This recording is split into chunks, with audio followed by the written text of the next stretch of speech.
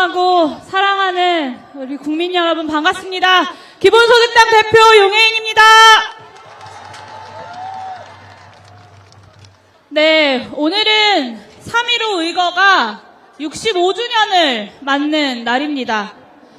친일부역자를 등에 업고 권좌에 오른 무능한 대통령, 집권기간 내내 국민을 학살했던 독재자, 바로 그 이승만을 국민 손으로 직접 끌어내렸던 대한민국 민주주의 역사의 시발점이 되는 날이 바로 65년 전 오늘 3월 15일입니다. 1960년 4월 19일은 피해 화요일이라고 불립니다.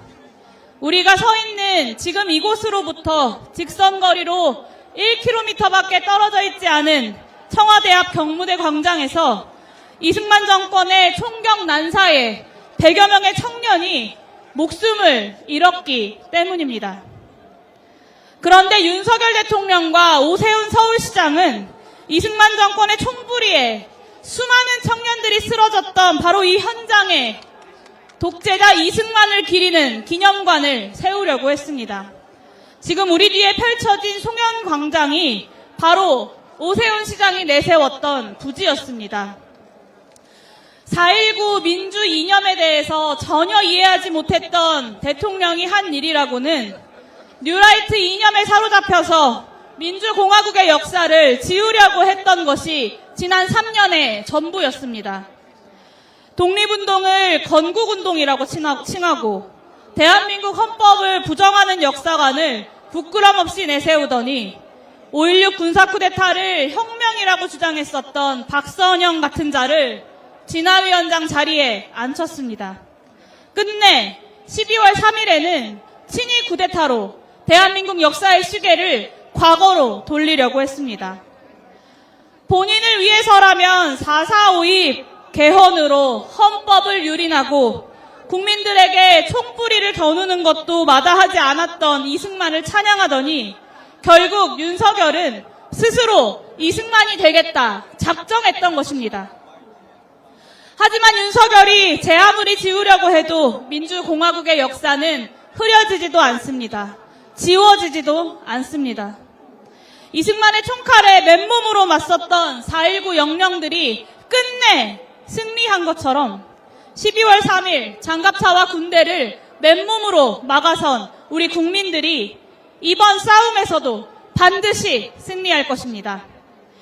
65년 전 오늘 눈에 최루탄을 맞은 채 숨을 거둔 김주열 열사와 수많은 4.19 영령들의 죽음을 마음 깊숙이 추모합니다. 그들이 죽음을 맞았던 바로 오늘 우리가 서 있는 이 현장에 서서 죽은 자가 산자를 살린다라는 말을, 그 말의 무게를 온몸으로 깨닫습니다.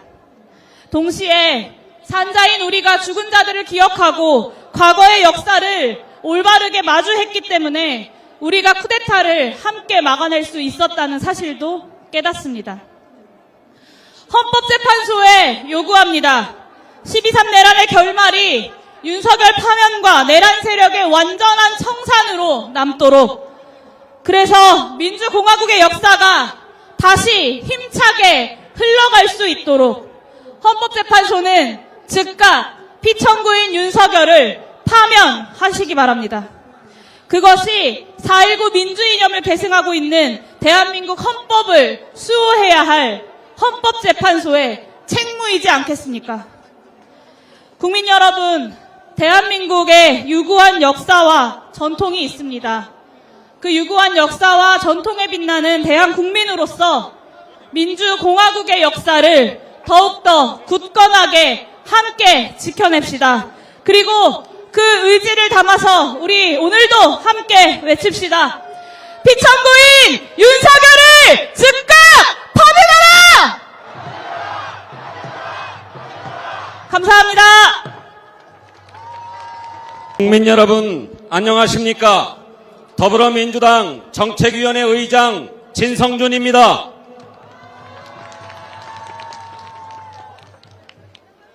트위터, 아니 X에 이런 글이 올라왔습니다.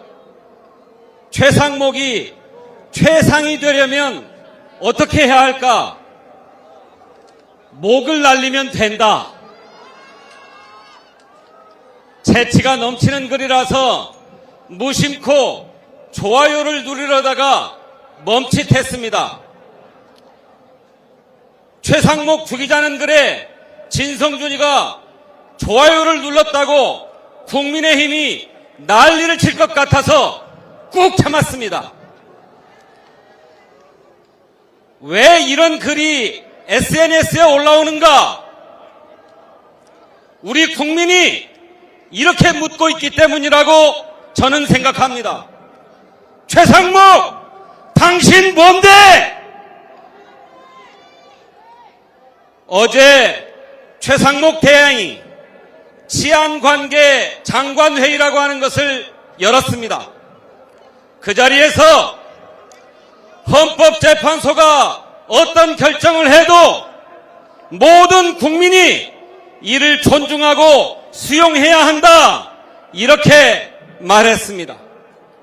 그런데 정작 최상목 대행은 헌재의 판결을 따르지 않습니다.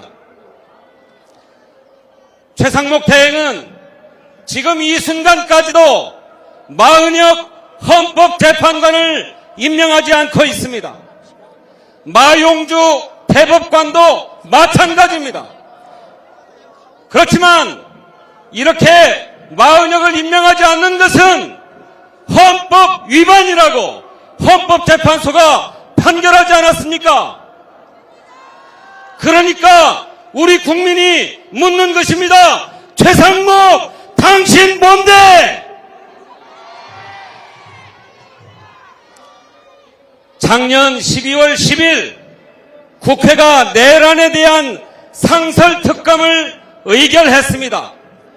국회가 상설특검을 의결하면 대통령은 국회에다가 특검 후보자를 추천해달라고 요청해야 합니다.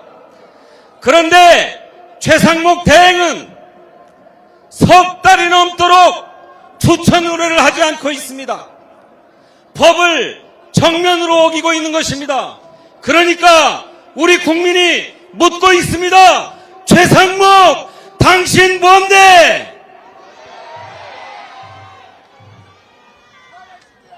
최상목 대행이 명태균 특검법을 거부했습니다. 대행 2달 반 만에 8번째 거부권입니다. 윤석열이 재임 기간 30개월 동안 거부권 25번인데 최상목은 2달 반 만에 8번입니다. 최상목은 대행의 대행 경제부총리 아닙니까? 그러니까 우리 국민이 또 묻고 있습니다. 최상목, 당신 뭔데? 최상목 대행이 명태균 특검법을 거부하는 사유라는 것도 누구 말 맞다나 참 같지 않습니다. 우선 특검의 수사 범위가 너무 넓다는 것입니다. 수사 범위가 왜 넓습니까? 명태균 게이트에 연루된 정권의 실세들이 수두룩하기 때문입니다. 공천 비리, 인사 개입, 여론 조작, 이권 개입, 범죄의 양태도 참으로 다종다양합니다. 따지려면은 윤석열, 김건희 부부에게 왜 이렇게 죄를 많이 저질렀냐, 이렇게 따져야 할 것 아닙니까? 그러니까 우리 국민이 묻는 것입니다. 최상목, 당신 뭔데? 또 특검 수사 기간 동안 공소시효가 정지되기 때문에 거부했다고 합니다. 검찰이 선거관리위원회로부터 명태균 사건을 넘겨받은 게 작년 12월입니다. 지난 1년 4개월 동안 검찰이 수사를 제대로 했습니까? 언론이 보도하고 국회가 증거를 찾아내면 수사를 하는 척 하다가 조금 잠잠해진다 싶으면 깔아뭉개지 않았습니까? 제대로 수사를 하도록 공소시효를 정지시킨 게 뭐가 잘못됐습니까? 그러니까 우리 국민이 또 묻고 있습니다. 최상목, 당신 뭔데? 또 특별검사의 임명 간주 규정이 대통령의 임명권을 침해한다고 합니다.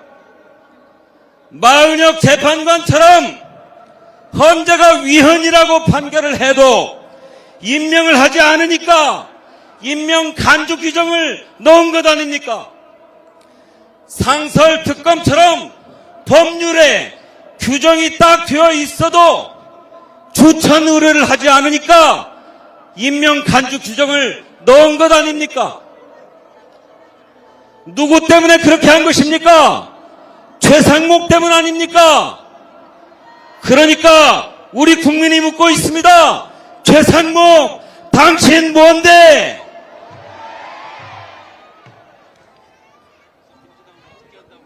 그래서 우리 국민이 최상목을 바이든 하자고 하는 거라고 저는 생각합니다.